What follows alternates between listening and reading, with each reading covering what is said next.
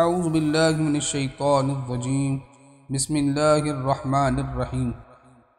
حضرت شیث علیہ السلام جب حضرت آدم علیہ السلام حابل کی یاد میں بے قرار رہنے لگے تو اللہ تعالیٰ نے جبرائیل علیہ السلام کو ان کی دل کی تسلی کے لیے بھیجا کہ حق تعالیٰ تجھے ایک بیٹا عطا کرے گا کہ اس کی نسل حضرت محمد صلی اللہ تعالیٰ علیہ وسلم بنی آدم کا سردار پیدا ہوگا۔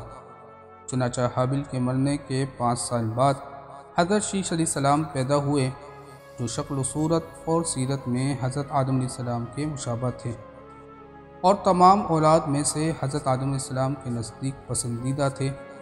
چنانچہ حضرت آدم علیہ السلام نے مرنے سے قبل ان کو اپنا ولی عہد بنایا۔ وہ لوگوں سے الگ ہو کر دنیا کی لذتیں چھوڑ کر عبادات میں مشغول رہتے تھے۔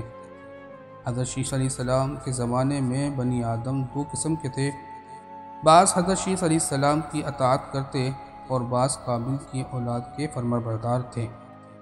حضرت شیث علیہ السلام کی نصیحت سے بعض تو سیدھے راہ پر آ گئے اور بعض پہلے کی طرح نافرمانی پر قائم رہے۔